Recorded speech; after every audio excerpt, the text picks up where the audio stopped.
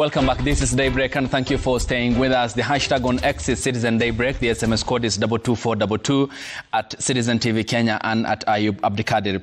We'll be focusing shortly on what will be happening at the High Court today here in Nairobi County, when the three-judge bench of Eric Ogolla, Dr. Frida Mugambi and Anthony Mrima will be issuing a ruling regarding the conservatory orders that were issued, which had stopped the implementation of the resolution of the Senate in impeaching the Deputy President Rigathi Gachagua, who now is impeached. With that, we'll be joined by Titus Mahanu, who is a lawyer, and we'll be doing that shortly once we establish our link with him. First, Gabriel, let's then focus on what's developing elsewhere across the country, and this is the rollout of the new healthcare scheme in the country, which is the Social Health Authority, and this, of course, enabled by the 4 legislations that were signed into law on the 19th of October last year. And there is a decry Kenyans have expressed, especially for those who are undergoing treatment for chronic illnesses. And certainly, whilst this was billed as very big by the government, the underlying challenges, how can that be addressed? Actually, Ayub, thank you. And that's actually a very good question because, first of all, SHA, the government has really put in so much to ensure that we get to where this agenda was supposed to take Kenyans. Now, there's quite a lot that is going on. And true to the fact, there are so many Kenyans currently as we speak who are already starting to see the benefits of this new healthcare system. But I'll be quick to add that there are teething problems, just like in any other system. And as these issues come up, they are being addressed. There is actually a very big team that is ready to address the issues that are cropping up, you know, the issues that we are calling the teething problems. Yesterday, you saw the head of public service go out to even assure the employees who are transitioning from NHIF to SHA to just keep them calm that even as we go to this digital model where services are going to be refined, services are going to be immediate, services are going to be efficient, there is always that hue of what will happen to the people who, you know, were in NHIF, and the head of public service assured them that they'd all be 100% taken care of. So that is one thing probably that was bringing issues during the transition.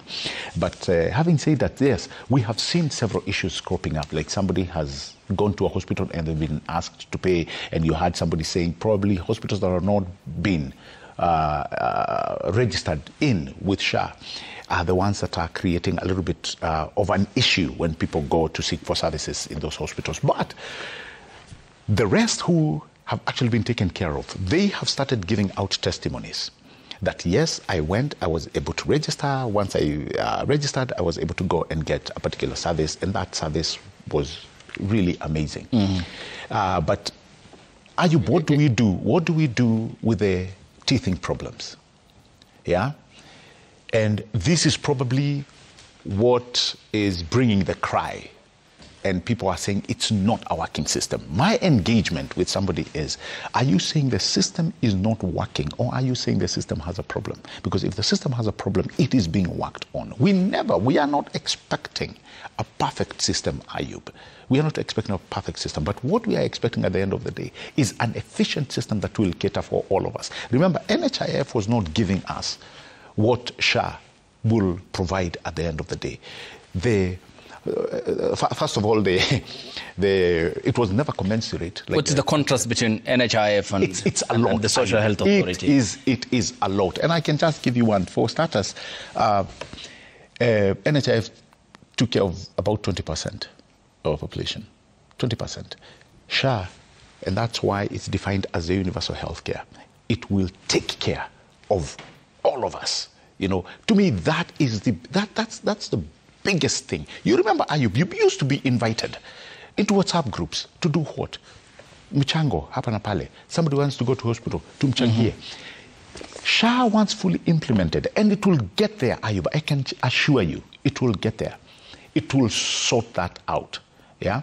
The The other thing that has come to play is obviously, Ayub, and this is very important for us to bring out this morning, is the misinformation and really the fake news on this particular new model of healthcare.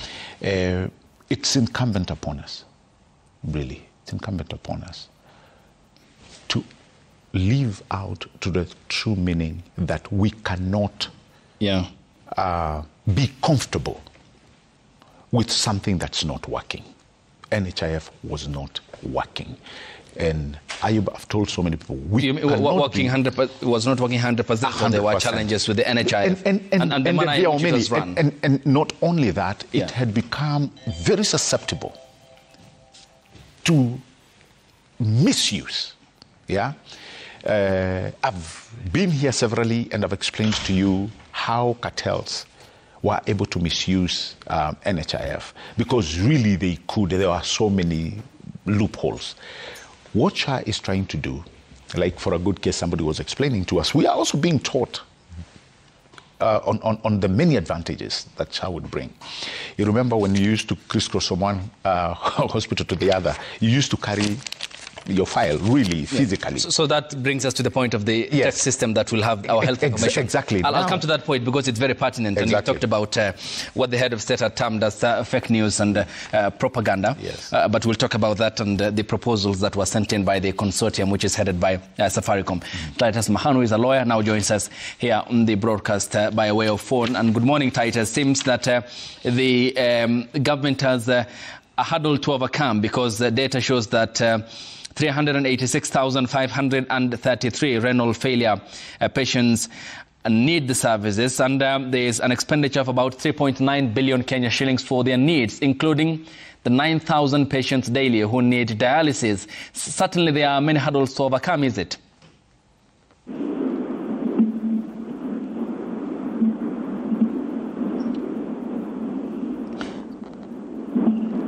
Titus, if you are getting us, good morning again to you. The hurdles to overcome certainly are very glaring, is it, given the patients who are undergoing dialysis and chemotherapy for chronic illnesses? All right, we'll be coming back to and very quickly before we forget this, yesterday, two great, amazing gentlemen sat in this on this table. Dr. Mohammed and Dr. Dr. Mohammed and Dr. Amoth. And they really, if you had the kind of sentiments that they brought forward, they showed you that actually the government is really bending back over backwards to ensure that SHA works, even with the misinformation and disinformation that is being, pushed on a daily basis. And one thing that came out very clear, obviously there was the issue of many service providers saying that they are owed money. The government has already released the 9 billion shillings that you saw, which was released to take care of that particular issue that had existed. But coming to the digitization, which I think it's also a critical phase in healthcare, is whereby now you will not only be carrying your file will be digitally placed. And your file, given the fact that it will be very protected, your data will be very protected, just like in the first worlds that we've seen. You will have a second, a third, and a fourth eye. Somebody can look into your file and even ask, I'm a dick, and say, hey, but wait a minute. They can arrest a situation before it grows big. How would this be done? They can look at your file and say, hey, somebody has proposed probably a drug that may not be used to treat the ailment that you're suffering from. It will be caught at a very early stage. And they can say, hey, why would you give this to somebody who's ailing from this. This is an example I'm giving you. So there are so many checks and balances in this new system. And that's why I'm telling you, it is very wrong for us to celebrate a system that was not working. When we have a front row seat to ensure that we bring in a new system that will cater for all of us. The other thing, obviously, as you may recall, Ayub, was, in fact, I think it's you who had brought that issue, the imbalance that existed there before. And this was where NHIF, the amount of money that we were giving that was being taken to the older model was not commensurate. You know, it was way low that it could not solve our health problems. Now it is commensurate. The more money you make is what you should give. This is what happens. Being fair is an integral part of development. All right. And let's then talk about that digital system that will be the avenue and the medium for the health information system. And in January this year, Safaricom offered to provide the ministry with an integrated system at a cost of 48.3 billion Kenya shillings, including taxes. But by the time the consortium was formed, that figure had jumped to 104 billion Kenya shillings, which is an addition of 56 billion Kenya shillings. What time? Here's the question. You will respond. How then do you account? Because here is now where the concern is at the moment. And why I point this out is you recall when the first cabinet go-ahead was given to lessen the cost of living when President Ruto formed his cabinet was to import more than 125,000 metric tons of edible oil into the country. And you know what happened ever since then in terms of the skyrocketing prices of the commodity in the country. Who then accounts for this increment in prices? 56 billion is not a small amount of money. Ayub, in fact, the first thing that we were met with, I had seen it somewhere in a group where somebody had said, oh man, the government is pumping 100 and something billion to, and I was quick to point the gentleman on the right direction. It was an investment by a consortia. It's an investment. The government has not removed a single coin. And we need to get some of these things right. And I'm glad even the president talked about it. And the fake news, it's really putting all of us. And I know it's not Kenya alone, but this is what the world is waking up to, the realization that as much as you're trying to push for facts, the contrary communication will be a lot. And so on one end, you have to put your facts across as you fight people who are deliberately trying to mislead. So really, when you talk about the money that you're talking about, when the consortia, this is a consortium that has come and sat down and decided to invest. Unless you're telling me, Ayub, that they are planning to steal from themselves, then to say that we are losing money would make sense. We are not losing money. This is the point I made. It is somebody putting in the investment. This is the point I made, Gabriel, because it's very clear. Safaricom made a proposal to the ministry and a total of 48.3 billion, including taxes, to set up the entire system. Why then would you need the consortium, which gave you a quota of 104 billion Kenya shillings, which is an increment of 56 billion? We have not talked about a government investment. I mean, that is misinformation that you are just saying here. The point I'm making is why not take the proposal as first proposed, which was 48.3. And that's what I'm trying to explain to you. Which is a lesser figure than the 104 billion That's what I'm trying to explain to you. It is a consortium. This one is bringing this party. Let me give you, assume or think about it in modules. This one is bringing this module, Safaricom is bringing this module, this other company is bringing this module, which has probably a back end, and this other one is bringing this kind of module. So 3 modules, all right, that are going to be put in place. And where probably you would get it wrong is thinking that Safaricom was offering the whole deal. No, it wasn't. That is why it is a consortium of those 3 entities. And by the way, there's a documentation that I forwarded to you. It defines clearly what and each part that the system will play. Okay, let's talk about the service. It's in black and Gabriel, white. you point out a very pertinent point. Allow me then to highlight, because we live in a period where misinformation seems to be the tool for embarking on a very lively diversion from the facts. 15 services, which includes e-claims, patients portal, e-learning, telemedicine, training and support, drug utilization review, licensing platform, insurance management system for social health authority, the enterprise resource planning, Project M, a new logistics operation, health cloud data centers, registries for digital health agency, software-defined wide area network, security and support solutions, pharmaceutical information system. Do you see how elaborate that is? So I'll give you the maths. I'll give you the maths because I'm just giving you the service because you said the service. And I'll also provide you with the numbers so that we are clear. So allow me to tell you the maths. Yeah, go ahead. For all the service that I have outlined, let's take, for example, the registries for digital health agency. Safaricom quoted 2.7 billion Kenya shillings. And the consortium is quoting 3.1 billion Kenya shillings. This is the data that I have. No. I think sometimes what you need to do, look at my data and look at the data you have. This is the government data. Look at the data you have and the data that I have, and I believe the data that I have is more accurate probably than the data that you have. But go on. I just want to make it clear. Yeah, and I just want to milk the answers from you because let's take telemedicine, let's take e-claims, let's take patients portal. The patients portal, 1.2 billion to establish it, then consortium 1.7 billion. It's a difference of more than half a billion Kenya shillings. It's an accountability question, Gabriel. No. And I think that's why you're reading it correct. You're really reading it wrong. It's the numbers I'm giving. Yes. What I'm telling you, the numbers that I've given you are more correct from where have you gotten your data from? You have never given me any number. This is the proposal made. I think I've sent. This was also with the Parliamentary Health National Committee Health Commission, National Assembly's Health Committee. This is the proposal made. When is the newspaper? When was it? October the 14th. October the 14th. Some 16 days ago. October the 14th. Now, 2 or 3 things. In fact, I think the CEO of Safaricom elaborated how they had reached on those figures. And that's the information that I've provided to you. And it's very accurate. It is very accurate.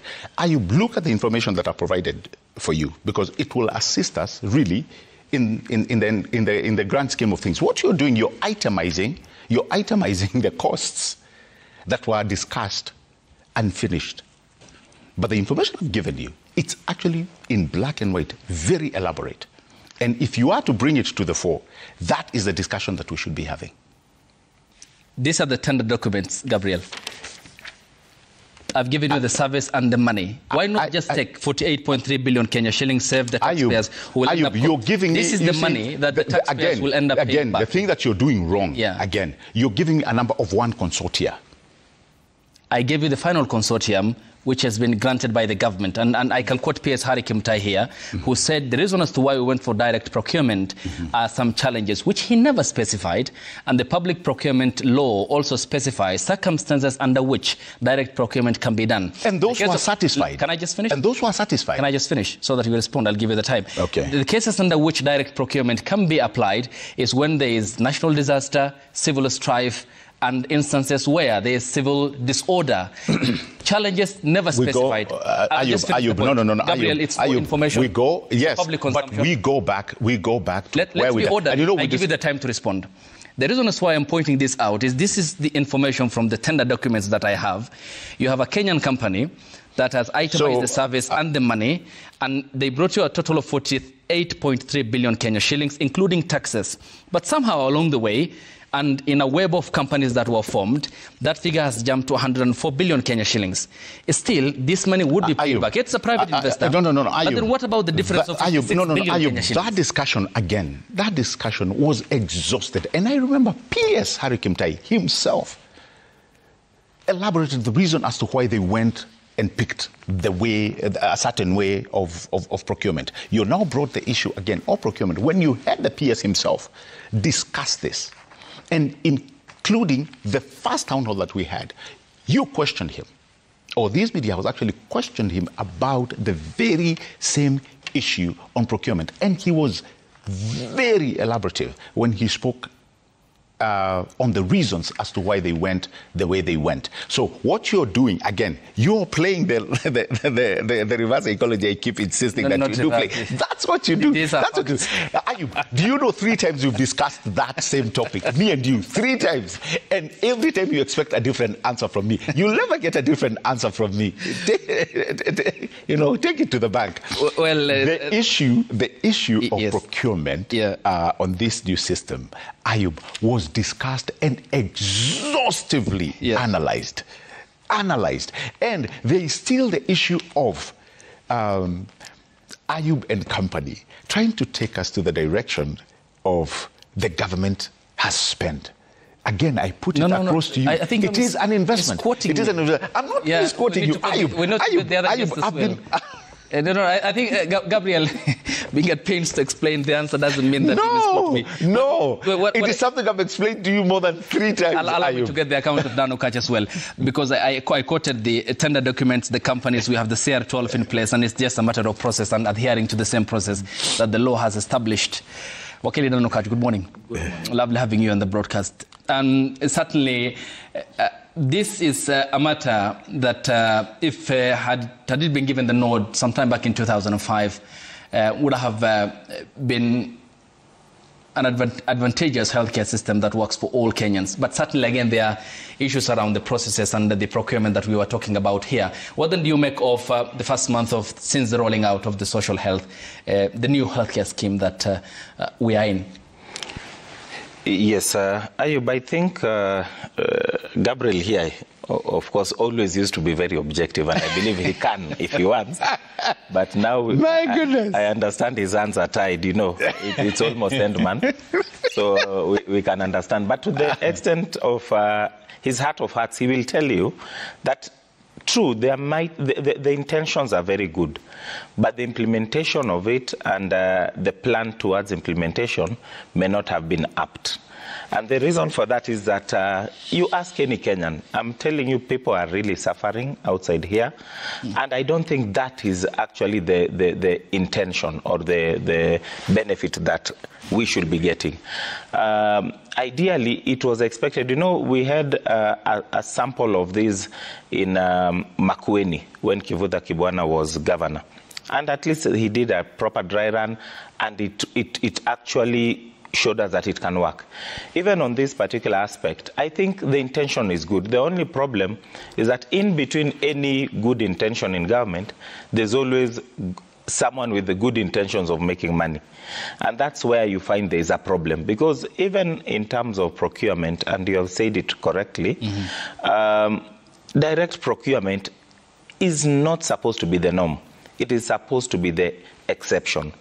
And ideally, for you to have I agreed on this direct procurement, you must have satisfied Kenyans that this is a proper venture to go for direct procurement.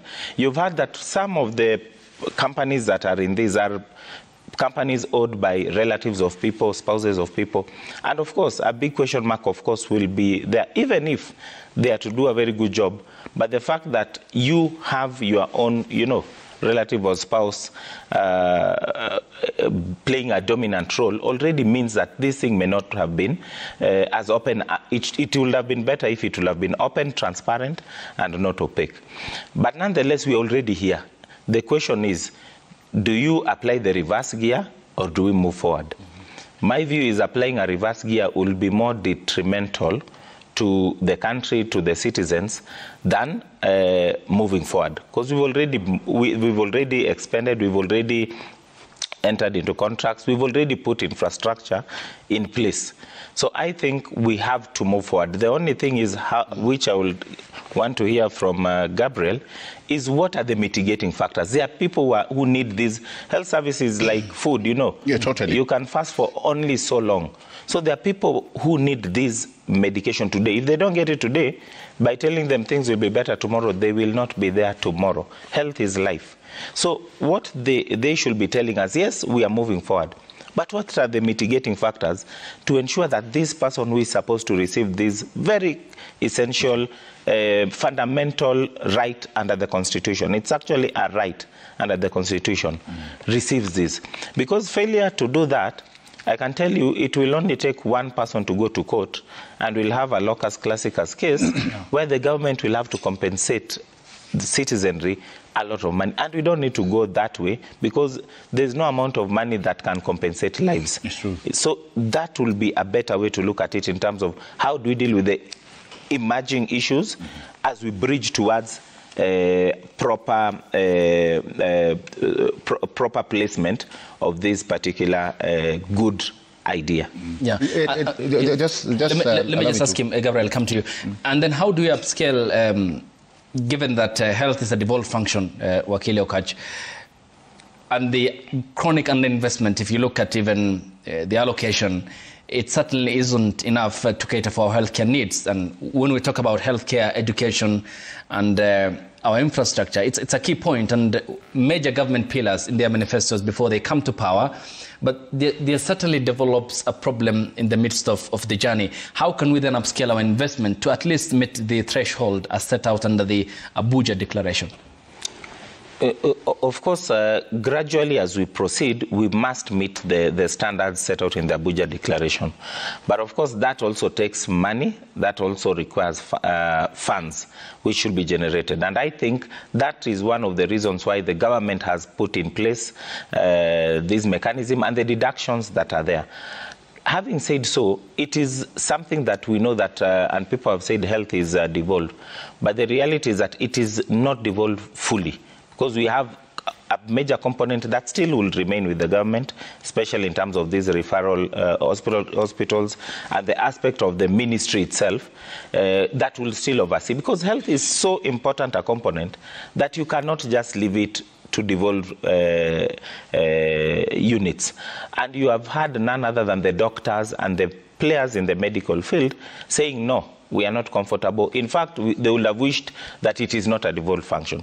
And for good reason, because you see, you've elected this government, and you know, there are those basic needs, even when you do matters in court, even if it's children matters. Health is always a fundamental element of it. So I will think it will be very responsible to even imagine that health by itself can fully be left to devolve units which have their own fair share of issues, but a responsible government must always have its eyes or sets its eyes on healthcare. If you look at the British system, it works very well. Actually, and I think that's what where we want to go. I believe the American system is also equally good, but the British system, I've seen it, experienced it, and I can tell you, if that is where this idea is to take us, I think it is a good thing, because it will lay a bare minimum standard in terms of healthcare. But for people who may be better blessed, like Modoma here, they can actually still be comfortable. But we will have a better playing field in terms of healthcare. Me and Ayub, I think we are registered on SHA, and I hope you guys both are registered on SHA. Ayub, yes, you remember, you are? Yes. You see? Yeah. And I hope you are contributing. I don't want to be pulled into the category of those who are accused. Who are accused? I know. I know. When we started, Ayub, it's good to point out that when we started they had so many issues, even when it came to the issue of the digital technology, the devices. There were issues where it was a human resource. How do we get these devices to each and every location where they are needed? And a team, we built teams that were really given the mandate to traverse the entire country to make sure that the technical aspect of SHA was working. And now you can actually report nearly 100% that the people, the technical officers who are on the ground are able to communicate. If there's a single little failure when in terms of the technical aspect, that is resolved quickly. The one thing that you'll notice, Wakili and Ayub, you'll notice we are no longer talking about the issue of service. The major issue that you're finding and people are telling you is the money. Somebody has gone to a hospital and anaitishwa pesa. That is the issue as you speak that is currently being addressed. You don't want somebody going to any hospital and anaitishwa pesa. As we speak, there are teams that are sitting to address that. You had the head of public service saying yesterday that some of the service providers that have not been onboarded, may be embodied before the end of the year. And for this reason, that issue of somebody going to a particular facility and they ask for money will have come to an end. The other thing which I think it's how many will have died by then is important is the issue that we are talking about, the emergency and critical critical facet. And I heard Dr. Moth saying yesterday that there was this issue where he would go and actually look for people in the middle of the night to come and tell them, I need a deposit, to be able to get emergency service. That is long gone. That has already been taken care of. So with on one side, I agree with Wakili. This system, I think it's the it, in matters the futuristic of our healthcare. I believe wholeheartedly it will be able to solve the issues that we have had through and through. However, we must be alive to this fact that, Wakili, it may not bring a perfect environment that we think we can achieve. But as time goes by, it will become an efficient system that all of us in this country will be grateful for. So it is good sometimes to give things time, to allow them to work, because we will get there. You can try and compare it with any other industry, Ayub. You can. I was giving somebody an example. Just the other day, Boeing was being criticized when they had two of their jets go down. Do you remember? The Lion Air and Ethiopian Airline. That is the Malaysia. Exactly. The Lion Air Malaysia. The Lion Air Malaysia. And the Ethiopian Airlines, which crashed in Bishoftu. They grounded an entire fleet. It is not to say that all the technical components, that all the R&D, the research and development funding, the billions worth of dollars that had been injected into that particular component of creating a futuristic aircraft had not been taken into place. What does that remind us? That yes, there could be a few issues, and it's only unlucky that there were loss of life, but look at it today. They were able to sort the issues that had brought calamity. And now they have, they are still in the development phase. So what I'm telling you is we may not get it right now. There could be teething issues that, people that are addressing them. But with time, we will have a system that is working efficiently. And talking about that, and this takes us back to our question earlier, because the fatal flaw that... the fatal blow to Boeing, yes, equally, besides the loss of lives that you have talked about, correct, and the brand itself, was the en masse production of the 737 MAX, correct, which was the best-selling jet of Boeing. Yes. Clearly, there were aspects in regards to retraining. Yes. And the question about the new software which was introduced to compete with the other airlines for competitive purposes. Yes. And these were testimonies that were made before the American Congress. So it again comes back to whatever we're embarking on. The process is important. Correct. Oh, totally. 100%. Let me tell you, the process, the implementation is as important, Ayub, as the idea itself. They must go hand to hand. But we still go back to the flow of man, that it can never be perfect, but it can be efficient. It can be efficient. Just like me and you, we can never have a perfect environment, but we can do our very best to ensure that we have a system that is working for all of us, that is efficient enough to be able to sort out your medical issues. I mean, would you have thought, really, Ayub, that somebody would come to your village, Wakili, and be able to take your blood pressure, be able to, to cut some of these small ailments, at the grassroots level? This is what is happening. So many community health promoters right now who have been given clearance by government, to be the initial activators of healthcare, come all the way to now the chief, come all the way to the emergency fund that's under SHA. All critical components of healthcare are being taken care of. When you look at the idea itself, it makes more sense because this is what is being implemented in first world countries. Right. We cannot allow ourselves to remain behind. Yeah. Now, yes, there are teething, and I keep repeating this, there are teething problems that are being addressed. And I know as time go by, all these flaws, just like what you've talked about the Boeing Max, will be taken care of. And in that regard, Boeing also misled Congress. Not only Congress, but also some staff within. Some stakeholders. Some stakeholders and staff within were not. And you know, sometimes.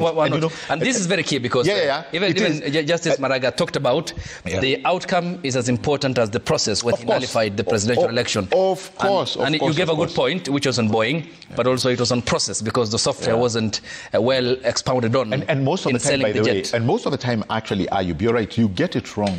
Most of it, you can get it wrong on the process or the implementation. But that does not mean, remember, the original idea does not mean the original idea was flawed. Okay. Because Dr. James Nyikal also told us here on this broadcast that it was the Kenya's model which was taken over by the World Health Organization in universal healthcare coverage across the world, and that has proven to be successful.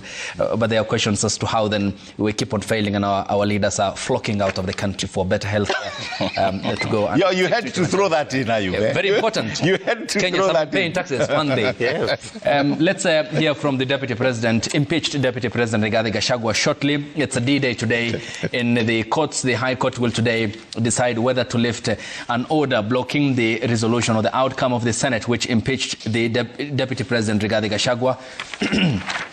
And this is assault by the Attorney General and Parliament, who, through their representatives, had made the prayer before the three-judge bench of Eric Ogola, Dr. Frida Mugambi, and Anthony Mrima. The three-judge bench will also rule whether the High Court has powers to determine the petitions challenging the ouster of the impeached Deputy President Rigathi Gachagua. Councillor Okatch, certainly a big day, is it?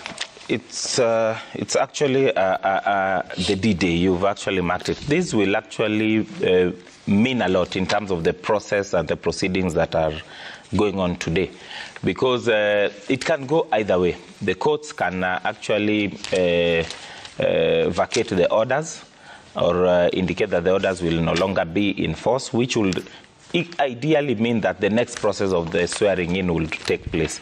That will then mean that Kenya will now have I think it's the third deputy president in terms of our history. Current order.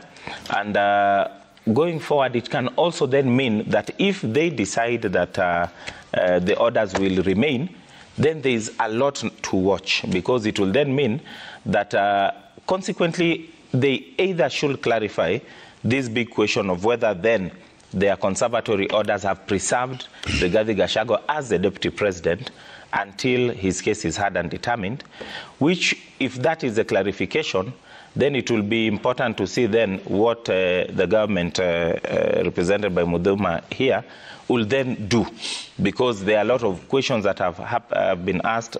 The president is supposed actually to be leaving the country very soon. It will be something to watch, and it will, of course, be of interest, and especially the fact that if the deputy president will resume his current office and his office, and in terms of the staff that were taken, or what will be the political situation. So there is a lot that will then be hinged on this.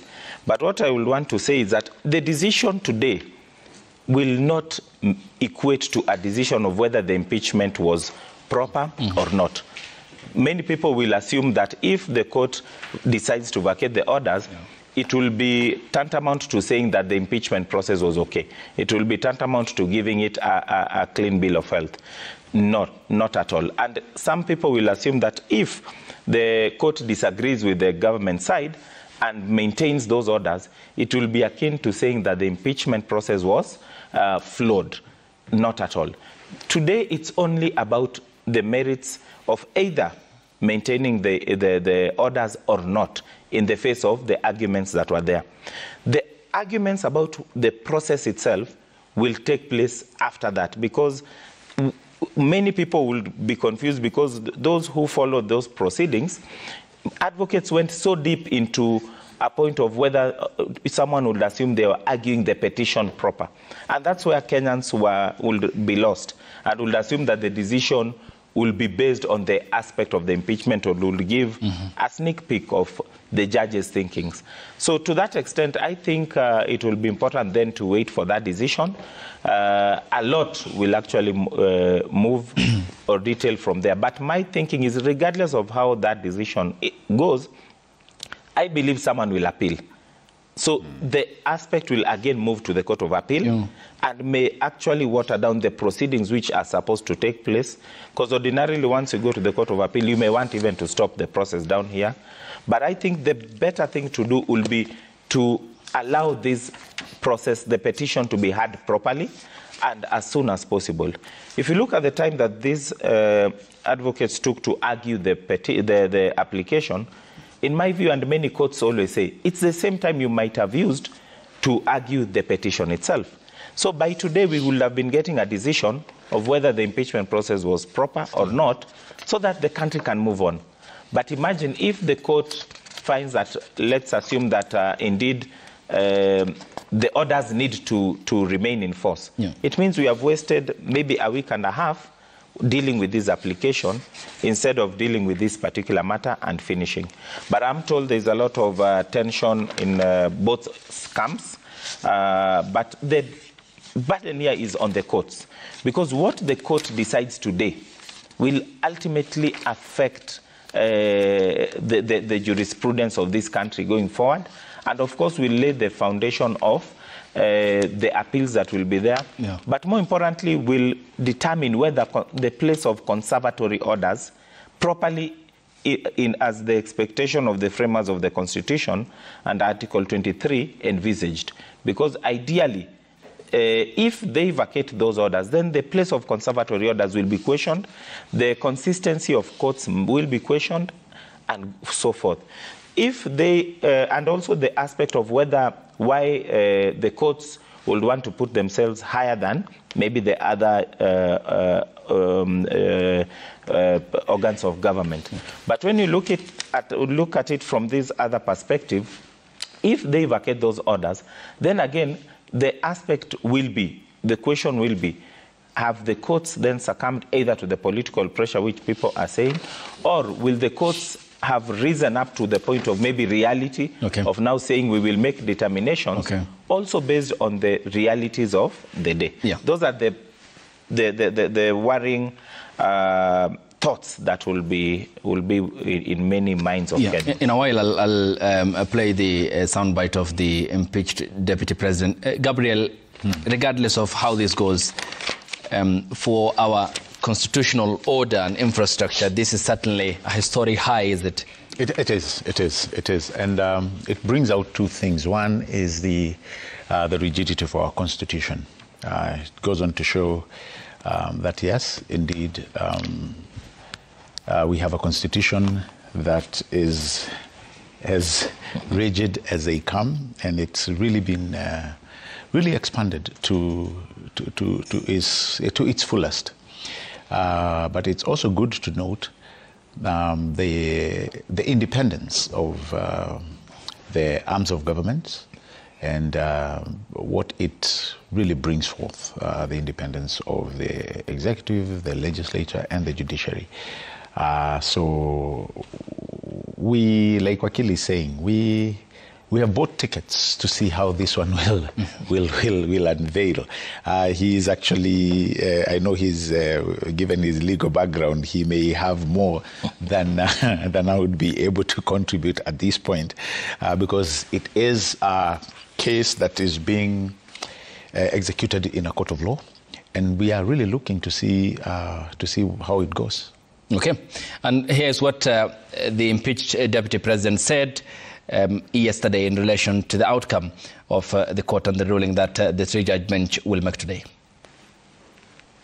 Faith that our judiciary will protect and uphold the Constitution of Kenya and will exercise fairness and give justice to Rigathi Gachagua and his supporters. That is our prayer. But I want to ask for peace, more so to my people of the Mount Kenya region. Please remain peaceful.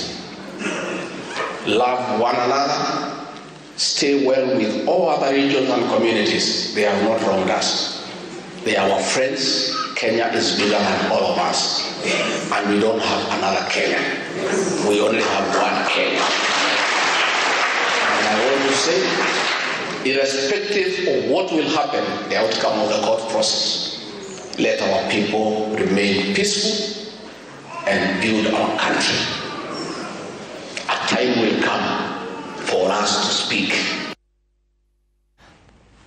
Yes, Councillor Okatch, a clarion call so important? I think the Deputy President is wrong in terms of the words that he has uttered, because the courts are not there to give justice to only Gachagua and his supporters. The court is to give justice based on, and to all parties that are there, and especially Kenyans, because this is a national issue, national conversation. Remember, there are parties there. The Deputy President designate Kithure Kindiki is also part of it. He believes his justice is also there. Senate is there, Parliament is there. So it is justice that will cut across, and it cannot be said that if the court rules against you, then it is injustice, because the court is supposed to render justice, and that justice will fall wherever it is. So to the extent of what we expect today, the court ought to be faithful to only one thing, to their oath and to the constitution of this country. That is the clarion call that the courts ought to be told and to be given. And once they are true to their oath of office, there is no other issue. Because we have already said, and as Muduma rightly says, there is separation of powers, and they have been given, the courts have been given a fundamental critical space in dispute resolution and in constitutional interpretation when there is an issue. So it is a very, very proper and circumspect right and space that the courts ought to discharge properly, so that everyone goes home. Even if you lose a case, you'll say, yes, I lost, but I lost fairly. Yes, the courts decided against me, but it was a fair process. And to that extent, like Muduma, what Muduma is saying, that the Constitution or the rigidity of the Constitution will come into play, the Constitution is not rigid. Actually, the Constitution is fluid. That's what we say. It is transformative. The Constitution will move with us. You see, that's why countries like America have had constitutions for so many years. So our Constitution, we can always look at 1, 2. Of course, we agree that there is a certain percentage, 10%, which was not good, which we can deal with. But the Constitution also is alive to the realities of the day. So to that extent, and in terms of even the decision that was given by Justice, by this same bench, it tells you that they are alive to the fact that this Constitution is transformative, but fundamentally it must protect itself and protect the rights of any Kenyan. So to the extent of what we are looking at, and especially what the Deputy President is saying, decisions can be made by this court. I've said, of course, people might disagree with the court. Our duty is not to attack the court itself. We must respect the court in its own right. We may disagree with that decision, but there is still a formula of resolving that and taking it up. And you have seen there are times that even the High Court, the Court of Appeal have agreed on a decision, and when it goes to the Supreme Court takes a totally different position. And the Supreme Court's position becomes the law for that, as long as they still maintain that position. As it did with the final. Very good. Let me just correct. I think when I said rigidity, I didn't mean it cannot be changed. The rigidity I'm talking about is it's very substantive. You cannot bend it to individual desires. Yeah, that's the rigidity of the Constitution. So the platform that it provides me, it provides him as well. I cannot bend it, the Constitution, to my desire. And so in this, I also agree, and I can say it on my part, I have faith in two things. I have faith in our judicial system, and I have faith in our Constitution, enough said.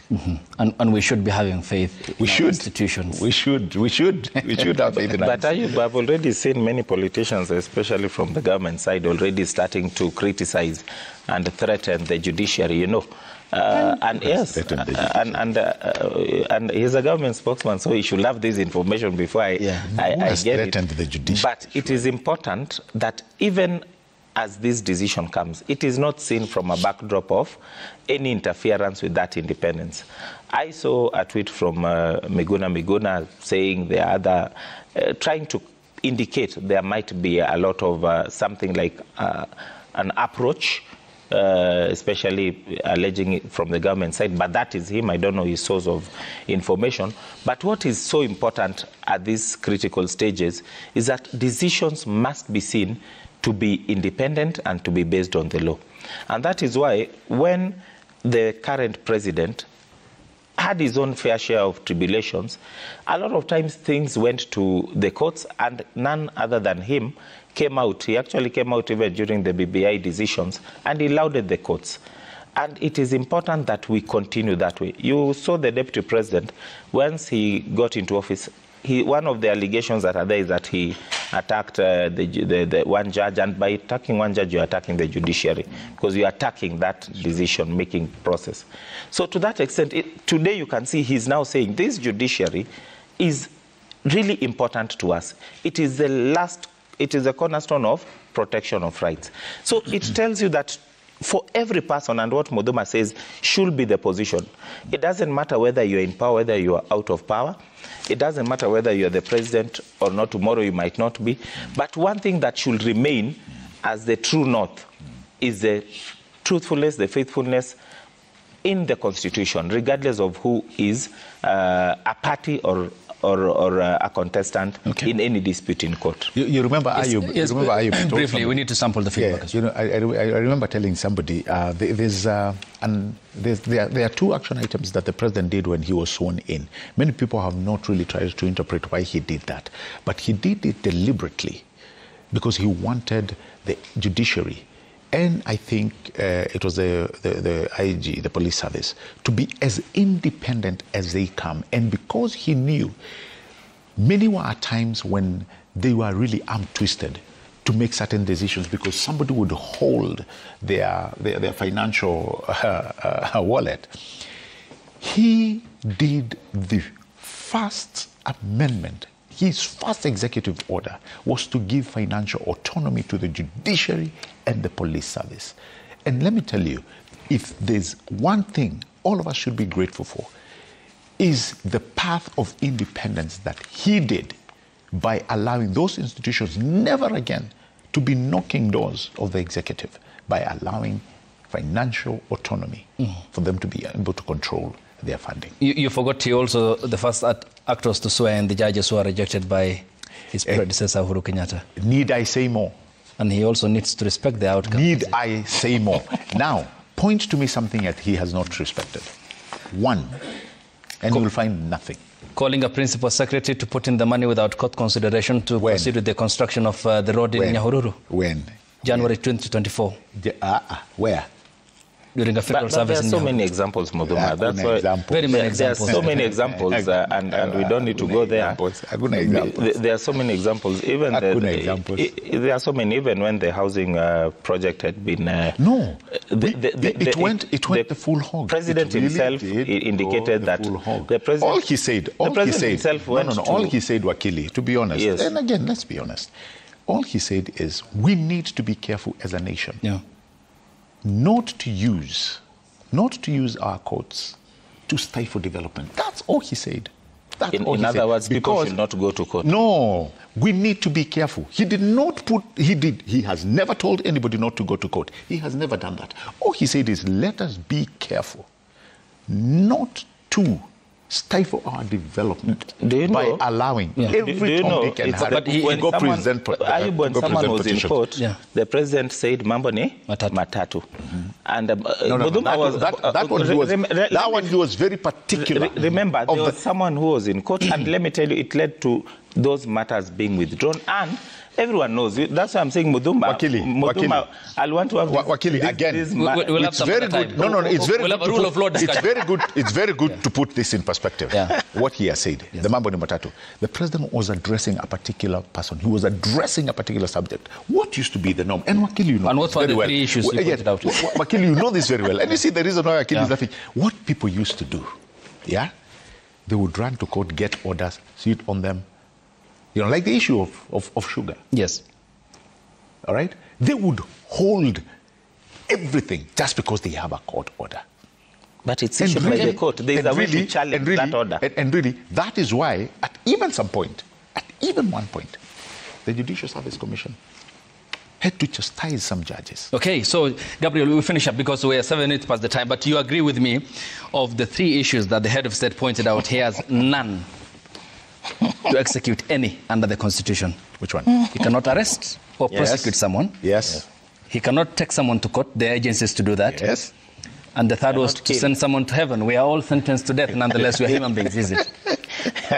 So let's sample the feedback here. Mambo ni matatu. Mambo ni matatu. But they should be done as the Constitution prescribes. The Shah revolution is a tone-deaf hashtag. Why are you yapping all over? And people are literally dying in hospitals because they cannot access healthcare that they paid for. Gabi Wakasiaka, you can respond briefly to that as we finish up. Exactly. Charlotte Evans says it's high time the government lists health facilities which are approved and treats patients under Shah for public awareness. Next is Remy Butia. Let the government address the issues surrounding the Social Health Authority for Kenyans to access medication with ease. Yes, I agree. Godi Barasawere, the Kenya Kwanza administration seems to be talking from both sides of its mouth. They are promising 1 million things but delivering 0-fold. This is pure, he says, case of a magician pulling a bunny from her hat. Sir Nixon Dugure says, who qualifies for a comprehensive cover by the Social Health Insurance Fund, considering that they are employed individuals who are remitting huge amounts to the insurance fund? And what's the guarantee that the services will be commensurate to the deductions? Engineer Lazaro says tracking down criminals to their phone data is milestone in technology, but using same method in tracking down government critics compromises the DCI's duties. Police shouldn't be involved themselves in politics, leave politics to the politicians. That's true. I am Kakaido says, I have a question for Gabriel Mudoma. Do the government really care, or does the government really care for its people? Why is the government ignorant on the fact that Kenyans are suffering on this social health insurance issue instead of promoting something that's failing? Smoothen the system first. Dixon_Luo says, if the Social Health Authority is that good, then why do government pay private insurance for its employees? Will patients get refund for money they have used, yet their contributions has never failed? Reverend Harry_says, Koskei says, it's good the Kenyan police have come out strongly on abductions and killings, though it's late. Let them do a speedy investigation and arrest all the culprits. On DP Gachagwa's issue, let's all abide by what the court will decide. Peace, peace. Final comments, Gabriel. 30 seconds. And more peace, and more peace. First of all, obviously, and I'm glad we've taken some comments from our Wananchi. But the first thing, obviously, order of the day, if you've not registered for SHA, it's, star 147 hash, and then number 2, and go all the way and register for SHA. Somebody has actually raised a very critical issue of the areas where, or the facilities that are registered with SHA. There is an amazing resource, and Wakili, I also want to look at it. Ayuba, I want to look at it. The SHA website has all the resources that you will need. You will find everything in that particular website. Okay. Yes, Wakili. Yes, no one will question when he's getting value for money. This month, people have had deductions from their pay slips, and it is not easy for them to deal with that when they are not getting the commensurate service. So it is only proper that this particular process works and the immediate teething issues are dealt with. Mudoma has not told us anything about what they are doing currently to those teething issues. Kenyans want to hear that, and with that one, they will support this government and the projects that they are doing. But if you are going to deduct and you are not getting value for money, no Kenyan will sit. You came late. Thank you, Council. That's the issue. Much appreciated. Gabriel Mudoma, the Deputy Government Spokesperson, thanks for your time. As always. Much appreciated. And Council Dan Okach also joined us this morning here on the broadcast. Many thanks, Wakili, for your time. Thank you. And thanks to you too for waking up with us here on the broadcast. The hashtag on X has been Citizen Daybreak. The SMS code is 22422 at Citizen TV Kenya and at Ayub Abdikadir. The comprehensive coverage of the 3-judge bench of the High High Court will be starting at 2:30 p.m. Be sure to be joining us for that discussion here on Citizen Television. And we thank you for your time here on the broadcast this morning on Daybreak. We'll see you next week. Trevor here will be here tomorrow Friday, early in the morning. Till then, good morning.